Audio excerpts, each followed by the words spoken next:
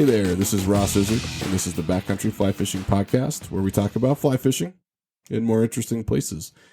And today we're going to talk about fly fishing in more interesting places that could kill you if there's a lot of snow on the ground. One of the things that you need to be thinking about when you are out there in the wintertime, and I know, most lakes are frozen in the wintertime, so you may not be spending a lot of time hiking up to high alpines or getting up to, pretty serious mountaineering in the dead of winter. But I know at least some of you ice fish up there. I have been known to be curious about that myself.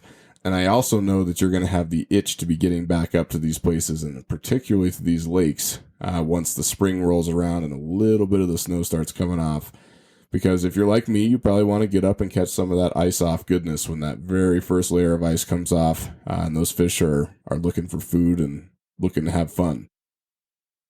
If you do that wrong, given where a lot of these places are in, cirques and bowls and basins, and there is a ton of snow left on the ground, you could get yourself in real big trouble really, really quickly, particularly in the winter and then the early spring. Avalanche danger is a very real thing for anybody who is hiking or snowshoeing or snowmobiling or cross-country skiing or whatever. Pick your method of conveyance. You can put yourself at serious risk of avalanches pretty quickly. There are a few lakes that I go to every year where my first trip in the spring, I have to climb over a couple of really large avalanches pretty much every time. So if you think it can't happen at your sort of neighborhood high alpine lakes, think again, because it probably could. And one thing that I know about avalanches is that they're more complicated than you think they are. And candidly, it's not an area of strength for me. I know enough to, at least to this point, have kept myself from getting buried alive and getting in big trouble. But I'm not an expert on it, and there is an awful lot of science and information and thought that goes into avalanche forecasting and avalanche safety and just generally the process and the science of understanding avalanches in a way that can keep you safe when you are out in the backcountry. So to that end, our guest this week is Bruce Tremper. Bruce is a very well-known and nationally respected expert on avalanches. He's been doing this for 40 years, literally longer than I've been alive, in states all over the country, but particularly in Alaska and in Utah. And he'll kind of run us through his background, which is extensive. And he really helps us dive deep into the science of these things, how they work, why you should be thinking about them, and most importantly, how you can stay safe out there. How do you know how to cover snowy terrain? How do you know when something is an avalanche danger? How do you read snow? Where do you go for information? All of those things. I found the conversation to be ridiculously interesting. I learned a lot. And in fact, I came away feeling like I knew even less about avalanches and avalanche safety than I thought I did. And that's pretty scary considering the amount of time that I spend in the early spring hiking around in places that have a ton of snow still on the ground at high elevations with pretty steep slopes. So Bruce has inspired me to get more serious about this, go out, get some additional training. It was just a crazy, crazy, fascinating conversation. And I think you're going to feel the same way. I think you're really going to enjoy it. And for anybody there who gets out into the backcountry in the winter, whether it's for fly fishing or really for anything else that you happen to be doing in the colder months, this podcast is going to be super helpful to you. And I think might give you some stuff to think about that I bet you haven't before. So, great interview. Hope you enjoy it. And without further ado, let's go ahead and hop right in. Our guest tonight is Bruce Tremper. Bruce is a nationally respected avalanche expert who's written, how many books have you written, Bruce? 2 books, actually. Okay. 2 books, one of which is Staying Alive in Avalanche Terrain, the 3rd edition. He actually just told me he's working on the 4th edition, which as a winter hiker and somebody who spends a lot of time out in the backcountry hiking around in all the seasons, kind of blew my mind. It made me realize an awful lot about avalanches that I didn't know before, and also kind of made me realize that maybe I was making some stupid decisions when I was out there that Bruce has disabused me of them. So thanks for joining us, Bruce. We're happy to have you. Oh, yeah. And the second book is called Avalanche Essentials. If you want a kind of slimmed down version of Staying Alive in Avalanche Terrain. Oh man, if I knew there was a slimmed down version, I would have gone for that. Cool. Well, I'm sure they're both great. Staying alive in avalanche terrain is pretty sciencey, but that's also awesome because there's a lot of science to avalanches. So excited to have Bruce here to talk to us about it. Bruce, I know you've had a really long and kind of storied career in the space, and it comes from, I think, a pretty strong background in the outdoors yourself. So maybe you could walk us through your background and how you got into the world of avalanche science. Well, I grew up in Montana, in western Montana, and skied since I was just a young kid. I can't even remember the first time that I skied. And so my father taught me about avalanches starting around when I was 10 years old. So he was a volunteer ski patroller on the local mountain near Missoula called Snowball. And so he went and took an avalanche course, multi-day avalanche course. And I remember him coming home from that and being really excited about it. And he talked about it a lot. So that put the seed in my brain. And I wasn't a particularly good student when I was 10 years old. But anyway, so I knew a little bit about it. And I was a ski racer. I was an alpine ski racer and, raced on the national circuit and was on the U.S. development team for a while and raced in college. But when I was done ski racing, I was skiing the backcountry a lot more, and I really fell in love with that. And that's what I've been doing ever since. I started ski patrolling at Bridger Bowl in Bozeman, Montana, and lived in Bozeman for about 10 years. I grew up in Missoula, but our family moved to Bozeman, and so my younger brothers graduated from high school in Bozeman. But I graduated in Missoula. But anyway, so started there at Bridger Bowl, and then I got a master's degree in geology at Montana State and specialized in avalanche science. After that, I was the director of avalanche mitigation services at Big Sky Ski Area, just south of Bozeman.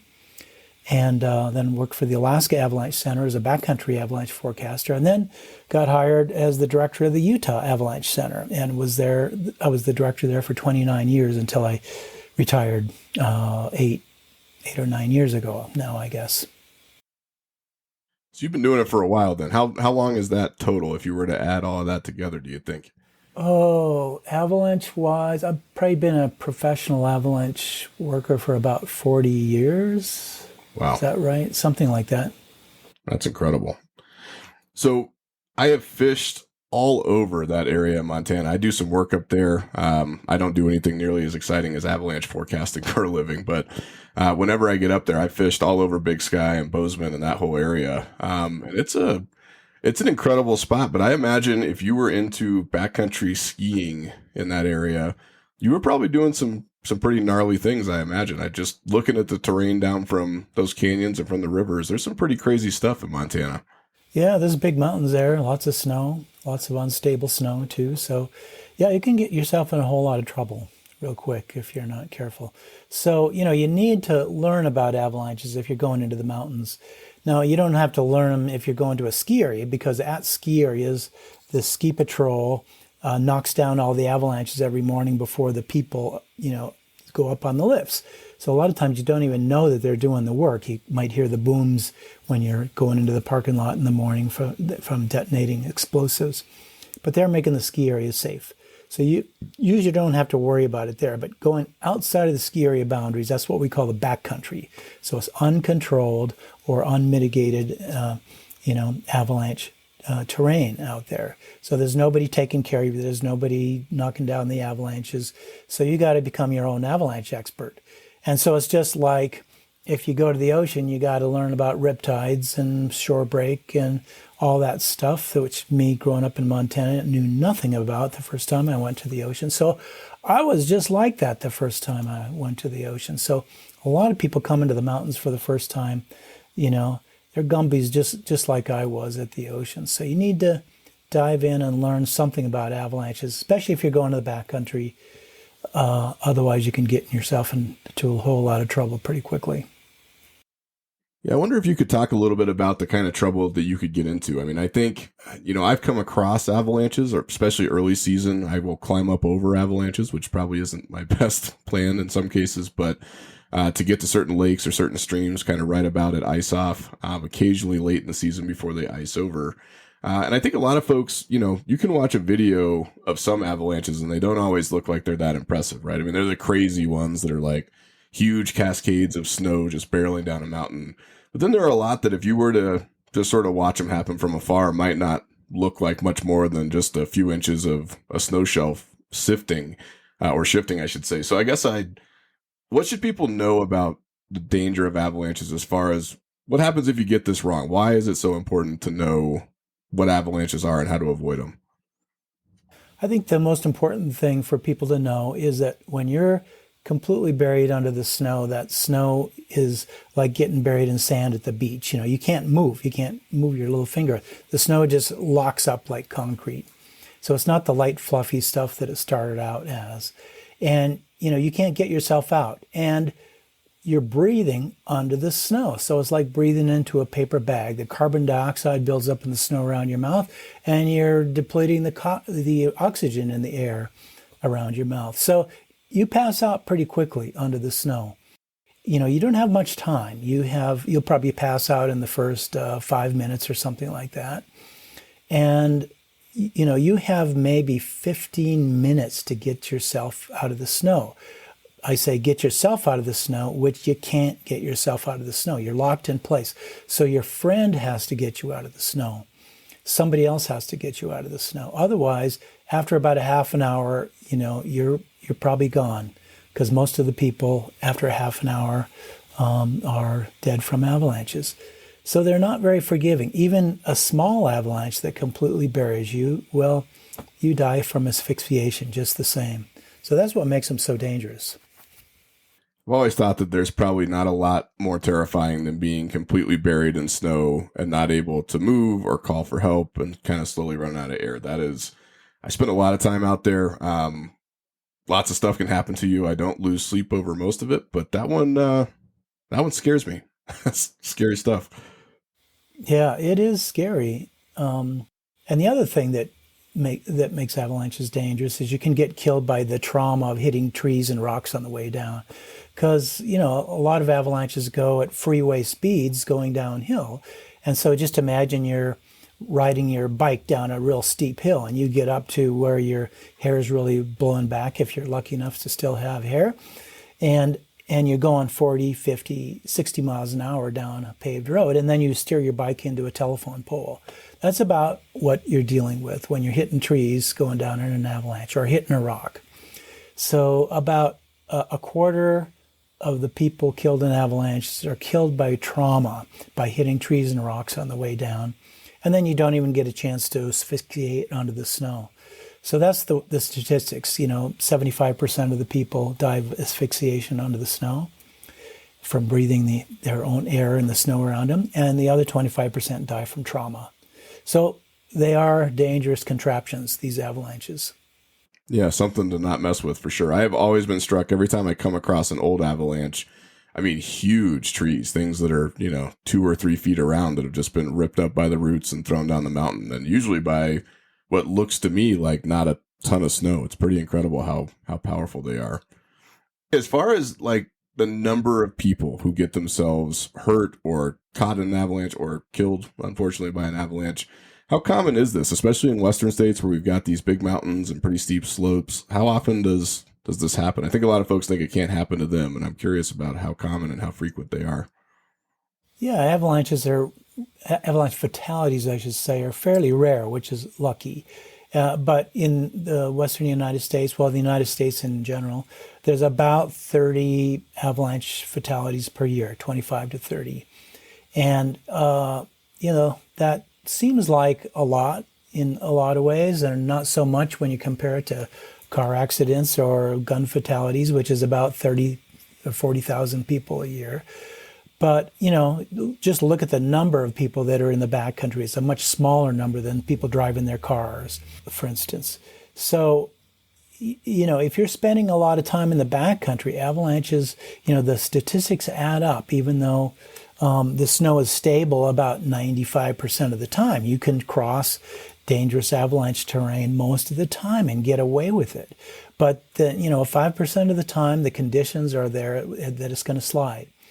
The other thing you need to know about avalanches is that over 90% of all avalanche fatalities are triggered by the victim, 93% the last I checked. So they're triggered by us, not by somebody else. They're not coming down naturally on top of you if you just happen to be in the wrong place at the wrong time. Very few people are killed that way. We're triggering the avalanches that kill us. And that's good because it means we have a choice. We can stay out of them if we want to. They're not like getting struck by lightning or something. So one of the things that your book taught me, and kind of now that I know there's a simpler version, I'm going to have to go back and read the Dummy's Guide to make sure I got the basics. But one thing I didn't know before I read that book was that there are different types of avalanches, and sort of they happen in different ways. They occur in different areas with different types of snow. And I had no idea. I just, being kind of a blunt fisherman, I just assumed an avalanche was an avalanche. But as far as the avalanches that folks might encounter, the types and how they happen, can you walk us through just a little bit of that? I know it gets pretty deep, but maybe the top line. Yeah, there's a lot of kinds of avalanches. So it's just like a weather forecast. There's a lot of different kinds of weather, Is it going to be snow? Is it going to be mixed snow and rain? Is it going to be a deluge of rain or just light rain? Or is it going to be a tornado, hurricane? So there's lots of different kinds of avalanches too. Some of them are relatively not very dangerous. Like the most benign avalanches are what we call a slough. So it's just kind of loose snow, just a little bit of loose snow, sloughing down the mountain. And it kind of, goes around your ankles without tipping you over a lot of times. Or sometimes it can bring you down with the slough. So those tend to not be so dangerous. But the kind of avalanches that kill almost all the people who die in avalanches are what we call slab avalanches. So a slab means it's a cohesive piece of snow. It's a harder, stiffer piece of snow. And it's sitting on top of a weak layer, a relatively weaker layer of snow. So it's kind of like, and then all that is on a more slippery bed surface, as we call it. So those are the three layers of the avalanche: the bed surface, the weak layer, and the slab. So you can think of the bed surface would be like the top of your table. And then the weak layer is a weak layer of snow. So think about, just get some potato chips or tortilla chips and put them on the table. And then the slab, you can think of, you get a heavy book, a picture book, and put it on top of those potato chips. And sometimes just the weight of that book is enough to crunch down the potato chips and collapse the snow. And that's how a lot of avalanches occur. Most of them occur that way. And imagine the tabletop tipped up at a 30-degree or more angle, and then that book is going to slide off the table. And you might be out in the middle of the book as an unintended passenger. So that's what makes slab avalanches so dangerous. The crack often forms up above you. You can't escape off of them, and it feels like somebody pulls the rug out from underneath you, and off you go. You're heading down the mountain, quickly building up to freeway speeds. So does any of that sound dangerous to you? At least you're bouncing off of trees and rocks on the way down too. Yeah, it sounds very scary, to be honest with you. And so one thing that I will throw out there is that sometimes I'll be hiking. I do a lot of off-trail stuff, not as much in the winter for partially this reason, but I'll be crossing sort of laterally across a fairly steep slope. And I'm always kind of, especially in the, let's say, late fall when there's some snow in the mountains, enough to think about, and then obviously in the spring before all of that comes off, I'll be kind of looking up above me and sort of, giving it the side eye while I'm going across it. But, to your point, most of the time, nothing ever happens. In fact, never has anything happened to me, because obviously I'm sitting here interviewing you today. But then other times I'll go places that are, to my untrained eye, they look relatively safe. There's just nothing that stands out to me as being seriously dangerous or obviously risky as far as avalanches go. And they will have signs up everywhere. I'm actually thinking of one very particular place in Colorado where they have extreme avalanche danger signs up just all over the place on the way up to this high alpine lake. And I've never been quite able to understand what type of terrain kind of triggers that big red flashing danger warning. Like, when do I need to be concerned as far as being in terrain that might cause an avalanche? Yeah, that's exactly the right question. And terrain is really, really important, because if you're not in avalanche terrain, you don't have to worry about avalanches. You can have really unstable snow that's collapsing all around you, but if you're out in the middle of a golf course, it doesn't matter. So steepness is the most important thing. Once the slope gets steeper than about 30 degrees, then you have to start worrying about avalanches. So if you're a skier, 30 degrees is about like an intermediate slope at a ski area, like a blue run at a ski area. And, you can get out your phone. You have these little free apps. You can sight along the slope and see how steep they are. So I encourage people to measure slope angles a lot and kind of get a feel for what we're talking about here. So 30 degrees is barely steep enough to slide, but then you have a higher and higher probability of an avalanche the steeper it goes. Up to a point. When it gets up to about 38 or 39 degrees, that's where the bullseye is. That's where most avalanche accidents, that's where most avalanches occur, at that slope steepness. Now, when you get steeper than that, actually it drops off. There's less number of avalanches because it sloughs off. The loose snow just slides down the mountain so easily that it never builds up into slabs. So it's actually safer on the really steep terrain, but the worst terrain is right around 38, 39 degrees. So at a ski area, that would be like a black diamond or a double black diamond slope at a ski area. That's kind of prime avalanche terrain. That's interesting because I'm going to put in another plug for Onyx, which I use a lot when I'm out hiking. It's a app that shows you, among many other things, an overlay that shows slope angle. And I never know whether it's completely accurate, but it's fairly accurate. It kind of gives you a color code of what that looks like. And one thing that I am constantly thinking about, especially hiking up to early season high alpine lakes, so right when that ice is coming off, and well, depending on elevation, it might be June, might be July, might be August. But you'll notice that you're in a basin almost all of the time in those lakes, and the slope angles around them are pretty wild. And in fact, I didn't know that 38, 39 degrees was kind of the major danger zone.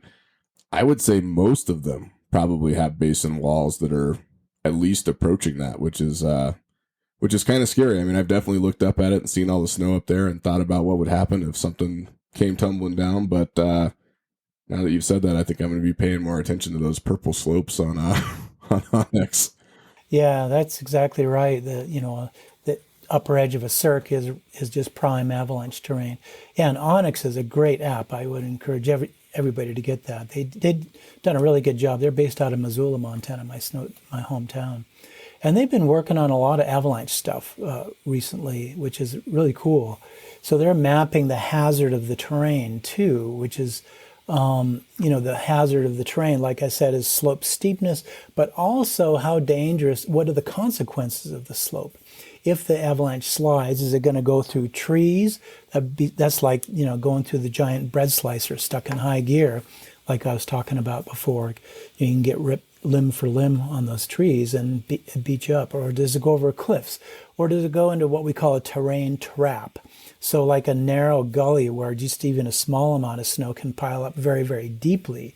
Or if it's a bowl-shaped terrain where all the avalanche debris funnels into the center part of the bowl, it can build up very, very steeply. So, or if it goes into a crevasse field or something like that. Those are all terrain traps. Those are the bad consequences if it slides. So when I teach people about terrain, it's about two things: about steepness, which determines the probability of triggering an avalanche, and then the consequences means what's going to happen if I'm caught in the avalanche. So you're always looking at both of those things all the time. Steepness and consequences. Your whole world revolves around that. So, Onyx and other apps like CalTopo does that as well. They have a layer where you can put the slope steepness on it and adjust which one you want to light up in red. So that's a great way to do trip planning and to do a preliminary route planning. When you get on the route itself, it's better to get out your inclinometer and measure the slopes yourself, or better yet, just get a really good avalanche eyeballs, measure a lot of slopes so you can kind of know intuitively how steep a slope is. Yeah, and I mean, it's a helpful tool, if you're just hiking around in the summertime, that's a helpful tool, especially if you're going to be off trail for deciding how hard a climb is going to be or how hard a route's going to be. I mean, obviously 30% and above is starting to approach that avalanche danger zone. it's also starting to approach the you ate too many pizzas over the winter danger zone, right? That's a hard hike when you're going up a 25% or a 30% slope. Yes, and just as an aside, it's not percent, it's degrees. Oh, degrees, So, sorry. yeah, and it's really easy to confuse both of those because a lot of people think in terms of percent, and I always think in terms of degrees. Percent is the amount of rise divided by the amount of run, the horizontal distance. So like roads are calculated in percent slopes and roofs are calculated in percents. But in the avalanche world, it's in degrees, the steepness in degrees. So it's important to at least be aware of that. No, that's good. This is why they don't let me do science, Bruce. It's, so they don't let me near the numbers. So that's a good flag. Interesting. I have to say I've never thought about, and now that you say it, it makes perfect sense. I've looked up often when I'm crossing something that looks avalanche-y. I don't recall ever looking down at what's below me and thinking about the bread slicer or the bowl that you mentioned or anything else. So that's something that I will start incorporating. It makes perfect sense, but I don't know that I've ever done that intuitively. Yeah, well, if you're a skier, you're often looking down things, and if you're a hiker or a snowshoer, then you're often looking up things. But, you got to go down at some point. So on snowshoes, you got to think about the steepness of the slope above you and the steepness of the slopes below you and the steepness of the slopes that you're on. And remember that almost all avalanche accidents are triggered by the victim or somebody in the victim's party. So we're triggering the avalanches by adding our extra weight onto that snowpack. And that brings up another point of how our avalanche is triggered. Now you think about, those weak layers are already supporting quite a bit of weight of snow. That all that stiffer, heavier snow above it weighs a lot. But a lot of times, especially right after the storm, the weak layer underneath there is cranky. And snow is just like people. It doesn't like rapid change. You raise gas prices slowly enough and nobody ever notices. But if you raise them $2 a gallon overnight, then there's riots in the street. Same with the snowpack. So after a storm, after a rapid change to the amount of load that's on those weak layers, the snow gets very cranky. And so that's how people can trigger avalanches, because it might just be teetering right on the brink. And you walk across it, and the person actually can put quite a bit of weight on those buried weak layers right underneath your ski or your snowmobile or your snowshoes. And so that collapses the snow right under you. And then that collapse tends to propagate outwards, kind of like shaking a taut rope or a house of cards or dominoes falling as it goes away from you. And that collapse can spread outwards and the whole mountainside can come down on top of you. So you can trigger these things from the bottom, from a flat slope underneath, because you collapse it there and then it propagates up the slope like the dominoes are falling going up the slope. And then the slab is detached above you and then everything comes down on top of you. And that's your basic nightmare, because you're probably never going to survive an avalanche like that because it'll bury you very, very deeply. So yeah, that's how they're triggered.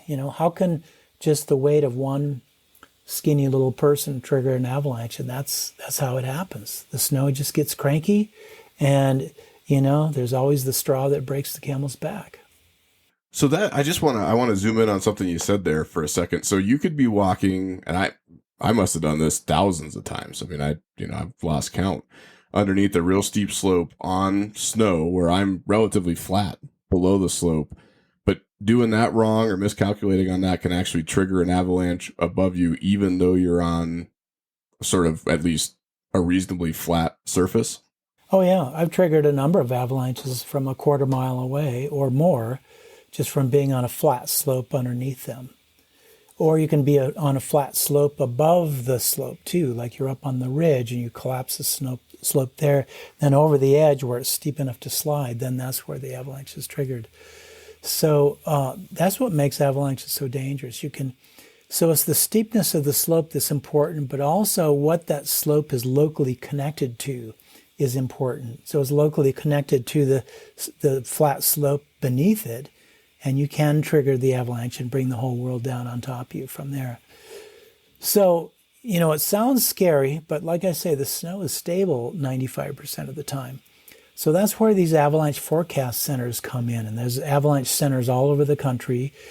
And you can just go to avalanche.org. So avalanche.org. And the map that comes up as soon as you go there is all the avalanche centers all over the country where the terrain is color-coded in a 5-level scale. And it tells you how dangerous the snow is. And then you can click on it, and it tells you the details of what the avalanche conditions are like. So there's people who get paid to do this. And that's what I did for a living for most of my career, is forecast backcountry avalanches. And it's just like reading a daily newspaper for the backcountry, or like a weather forecast before you go in the backcountry. So that's how you know if it's safe to go on some of these slopes. And a lot of times it's safe to go on the south-facing slopes, let's say some days, where it's not safe to go on the north-facing slopes. Or the lower elevation slopes might be safe, but the upper elevation slopes might be unsafe, or vice versa. So if you go to get the avalanche forecast, they tell you exactly where, not exactly where, but more or less where it's going to be dangerous. With that snowpack, you might be able to trigger an avalanche. I mean, you've been doing this for 40 years, right? And I think people can probably tell it's a pretty complicated piece of science going on behind the scenes for figuring these things out and how they work. Talk a little bit about what goes into forecasting an avalanche. I mean, I can probably guess at a few of the factors, but how did they come up with those forecasts? Are the folks who get paid to do it, or you, when you were doing it kind of all over the Western U.S.? What are you thinking about when you're putting those forecasts together? Yeah, and it is a very detailed science. You can get into the weeds pretty quickly, and you don't really need to know how all the sausage is made, but you do have to know the basics. What's the avalanche danger for the day? And then, a lot of times you need to know what kind of avalanche dragon you're dealing with. So like I said, sometimes they're sloughs, sometimes they're, dry slabs. Most of the time they are. Sometimes they're wet avalanches. Sometimes they're wind deposited avalanches, meaning what we call wind slabs. So they're created when the wind is blowing and they erode snow from the upwind side of an obstacle like a ridge. They deposit that snow on the downwind side of the ridge. And that snow can be very much denser and heavier, and it can quickly overload buried weak layers. That's what we call a wind slab. So there's a lot of different kinds of avalanche dragons, and we'll tell you that on the avalanche forecast. But as an avalanche forecaster, you have to have a lot of experience and a lot of education to work at an avalanche center. We usually hire people that have a physical science degree of some kind, and preferably a master's degree, but not always. But you have to know something about science, and then have a lot of experience. We like to hire people that have worked on professional ski patrols, because you learn very, very quickly about avalanches when you work as a ski patrol at a ski area. So you're going out there every day with a pack full of explosives, lighting a 90-second fuse, throwing it onto the slope. It goes boom, and you find out whether the snow's unstable or not, whether you can make an avalanche or not. And you learn really quickly where avalanches occur, what kind of steepness they occur on, what kind of snow conditions it takes to make an avalanche. So that kind of experience is really, really valuable. So those are the kind of people we hire. But the way we do it in the backcountry, we don't use explosives in the backcountry. We have to be the scientists. So we dig holes in the snow and what we call snow pits. So you just get out your shovel, and it doesn't take too long to dig out and you don't have to go all the way to the ground. You can just go down about 4 or 5 feet or something. And then you test the snow. And what we do with a snow saw, we kind of isolate columns of snow. Sometimes they're vertical square columns, and sometimes they're horizontal, longer columns. And then, and a lot of it is pretty low technology. We can take our shovel and put it on top, and then take our hand and then tap on it 10 times, articulating from the wrist, and then maybe 10 times we tap on it harder, articulating from our elbow, just letting the weight of your arm fall down, and then 10 times articulating from your shoulder, letting your whole arm fall onto it. So you progressively tap on it harder and harder times until you can collapse that slope and make a fracture propagate across your column that you've cut out. And that's what we call doing snow pit tests. And they're pretty easy to do. We teach students how to do them all the time.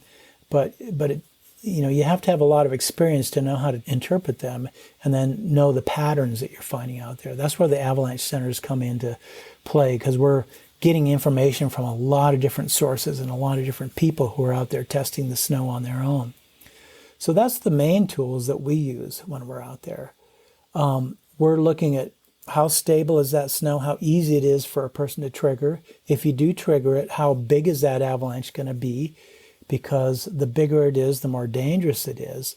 So that's what an avalanche hazard is. It's the probability times the consequences. So, the probability is how unstable that snow is, how much of a tap you have to give onto that column to make it fail and propagate.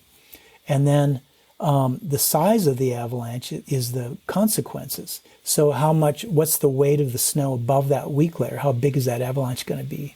Because the bigger the avalanche, the more dangerous it is. So that's what we plot both of those together, and that's what we call the avalanche hazard. And that's on a 5-level scale, 1, 2, 3, 4, 5, and the colors are green, yellow, orange, red, and black. And the names for them are low danger, moderate danger, considerable danger, high danger, and extreme danger. And so that's kind of the basics of what an avalanche forecast is and how we come up with it. So in my day life, when I'm not fishing, I'm a government relations guy. So I do a lot of public policy and a lot of political work that deals with a whole bunch of state and federal agencies. And I guess, there's a lot going on there, right? A ton of training, a ton of professional experience, a lot of education.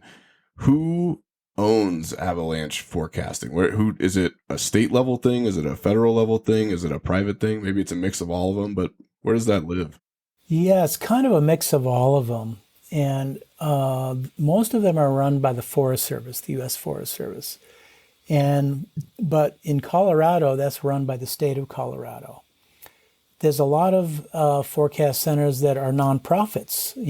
They're smaller, and so they just do private fundraising.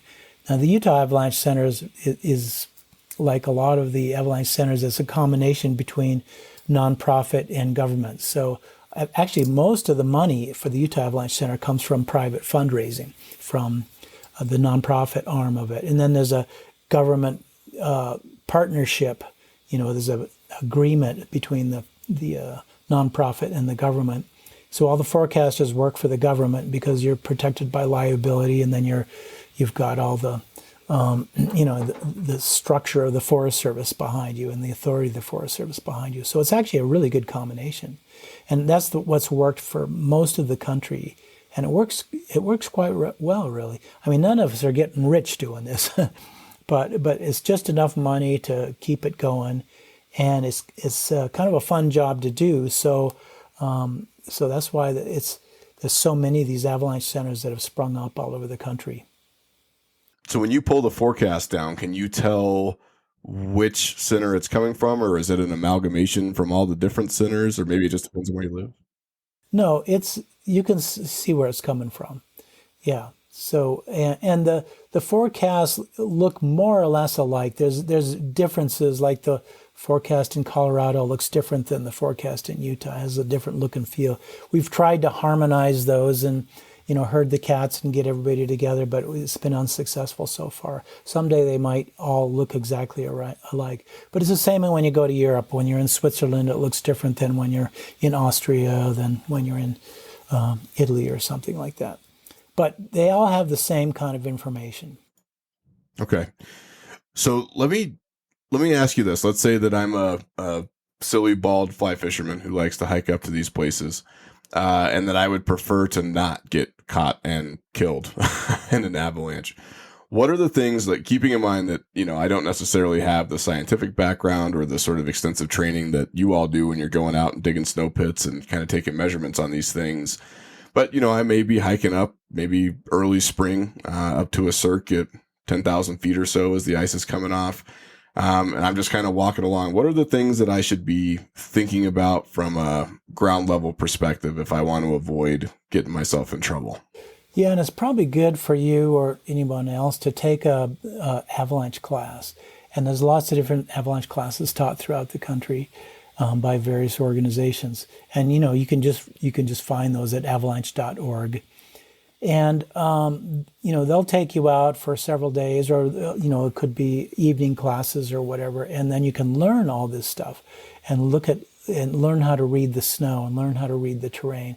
So it's a little bit more than I can explain to you here in a few sound bites, but like the basic stuff that you learn about the snowpack is, the 5 red flags, they say. Like if the snow is if you can hear it collapsing under you, or where you see the snow cracking, those are more obvious signs.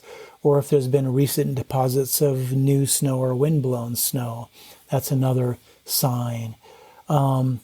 And if there's been a rapid thaw, like in the springtime, when the snow is getting really wet, or if the dry snow is turning wet, and so on. So there's things that you can look at as you travel through the snow, and simple tests that you can perform when you're going along. You can stop and just kind of dig down with your hand and kind of pull on a little block of snow to see how well it's bonded to the underlying snow. Or you can jump on test slopes, for instance, find a little road bank or the side of a stump and go jump on it and see if that snow is sliding or not. And and you do your experiments on small little test slopes that aren't going to kill you. And then so you do that before you get onto the slopes that are going to kill you. So you're gathering information as you go. The one thing we haven't talked about yet is that there's also rescue gear that you should have when you're going to the backcountry. So, for instance, there's avalanche beacons, as they're called a lot of times. They're called avalanche transceivers because they send a signal and receive a signal, both transmit and receive. And so those are like once a second, they'll send out an electronic beep that you can't hear. It's electronic. And then if you get buried in the snow, then your friend turns their beacon on to a receive mode so they can hear your signal. And then these days there's the digital beacons have an arrow that tells you which way to go, and you follow a curving path that comes into where your friend is buried, and you can dig them out of the snow very quickly. And you have to practice with these a little bit to get good at them. So those are avalanche transceivers or avalanche beacons. Those are considered mandatory if you go in the backcountry, and you need to be with a partner in order for them to work. And they always have to be standing not right next to you, but a little ways away from you. Distance is your friend in the backcountry, as long as you're in visual. You can see each other visual. So if one person's buried, then the other person's not buried, and they can dig you out. So that's one way. And then a lot of people are carrying avalanche airbags these days. So it's in your backpack usually, or sometimes in a vest. And so if you're caught in an avalanche, you just pull the ripcord, which is on your pack strap, and then this thing inflates. They're inflated by a compressed air cartridge or a battery operated fan, and then they blow up this big airbag that floats you to the top. And it's not exactly floating like on water. It's actually in moving snow. It's actually the larger particles that rise to the surface. So it's similar to flotation, but it's based on the size of the particles. So if you take you go to a party and there's a bowl of tortilla chips there that have been kind of picked over, everybody knows you pick up the bowl and you shake it upside down for a while, and then all the big ones come to the surface. Most people know how to do that. I learned how to do that when I was a kid. And so it's the same in avalanches. So the bigger object you are, you quickly float to the surface. So you should have both of those pieces of rescue gear with you. And of course you have to have a shovel. You can't dig somebody out without a shovel. And most people carry a probe also. So it's just like a tent pole. You throw it out and you can pull on the string and it assembles itself. And it's a it's like a needle in a haystack, and you're using the needle, probing around to find somebody. Like you need to probe if they don't have an avalanche beacon, or sometimes when you get close and they're buried relatively deeply, then it's good to take out your probe no matter what and kind of dig in probe in an expanding circle until you can hit an object, and then you know exactly where you are, because digging takes a lot of time, and it takes a long time to dig somebody out, so you have to know exactly where you are. You don't want to dig 2 feet away from them because you've just wasted a bunch of valuable time. And people only live for about 15 minutes under the snow. That's why you have to practice this over and over and over all the time. And practice digging just as much as you practice searching, maybe more so. So, I mean, it sounds like maybe the first piece of advice there is don't go alone, which I'm guilty of. I fish alone a lot.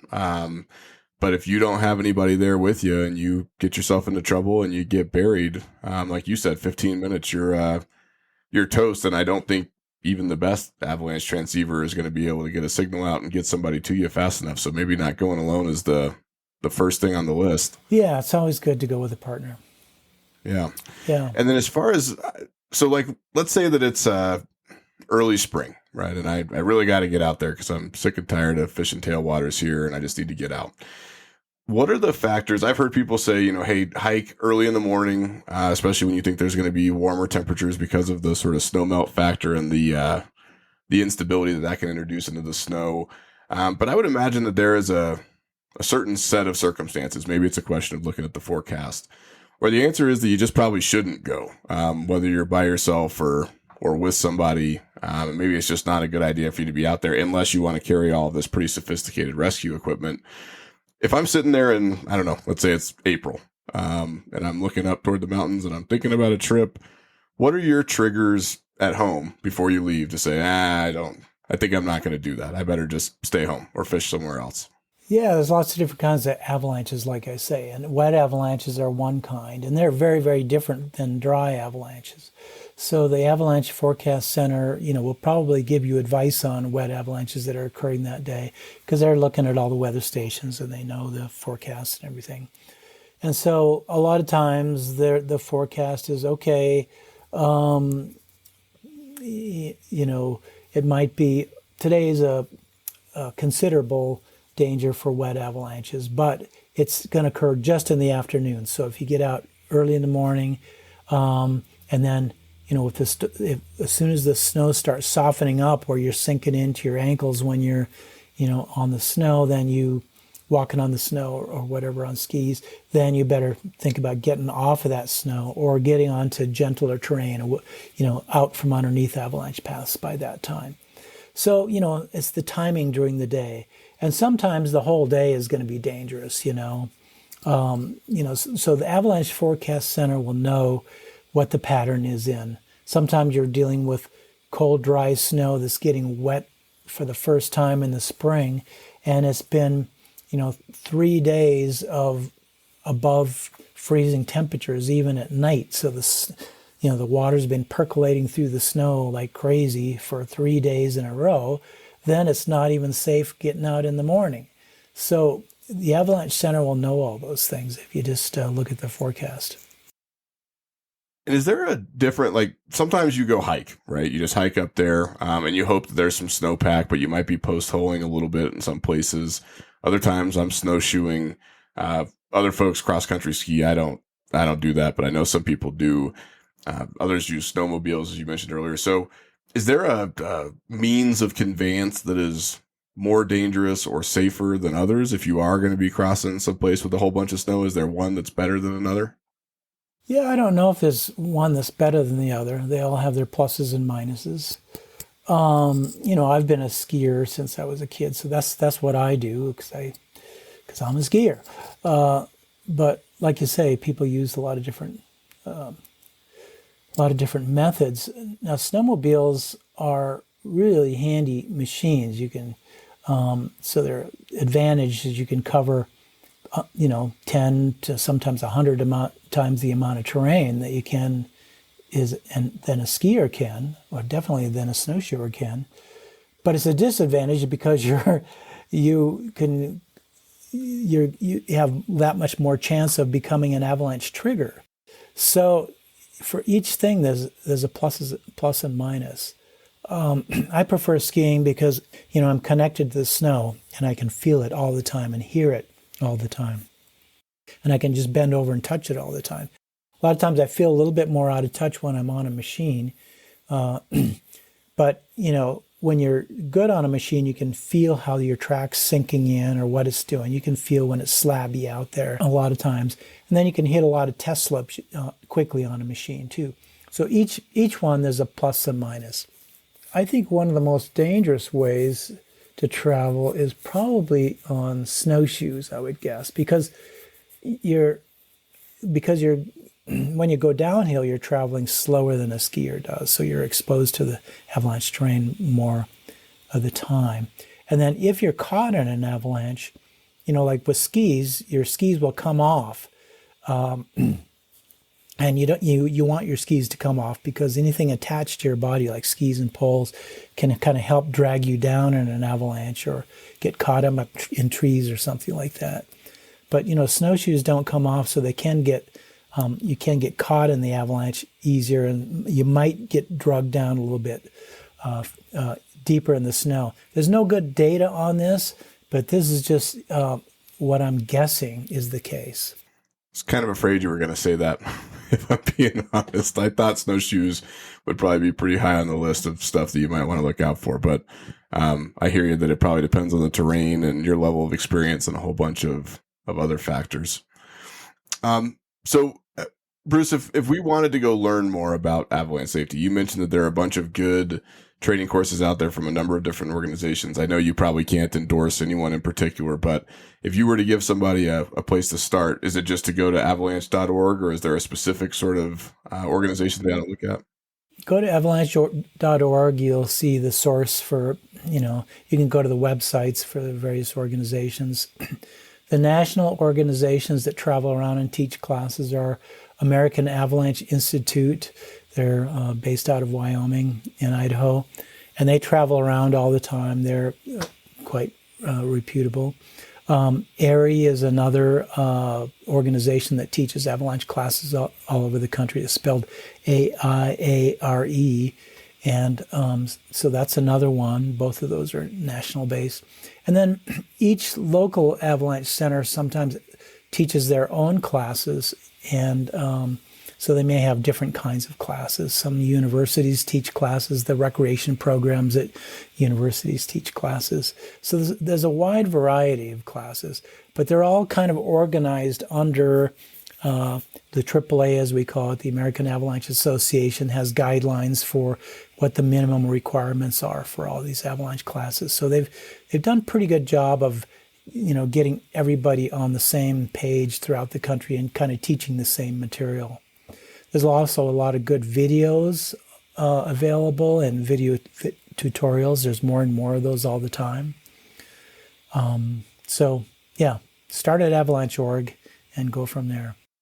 And if they wanted to read more, you've obviously written pretty extensively about it. Where can they find your books? Oh yeah. So, Staying Alive in Avalanche Terrain.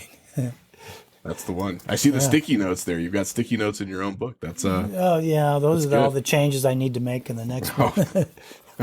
all the mistakes, I didn't see any when I went through it, but oh well, that's good. And this is the one that's like the slimmed down version.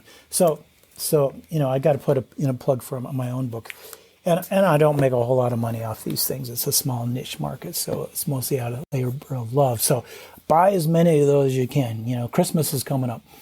That's right. And that second one that you held up, the skinnier one, is called Avalanche Essentials, right? Avalanche Essentials. Yeah, and there's a lot of other good avalanche books out there too. That are coming out all the time. But to tell you the truth, my book has kind of almost all the classes use that book to teach their avalanche classes, which I'm happy about. Joe Stock in Alaska just wrote a good book for Alaska. Yeah, The Avalanche Factor. So and I think that's quite a good book.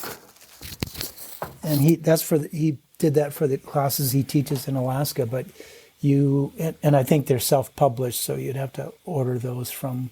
I don't even know if they're available on Amazon or not.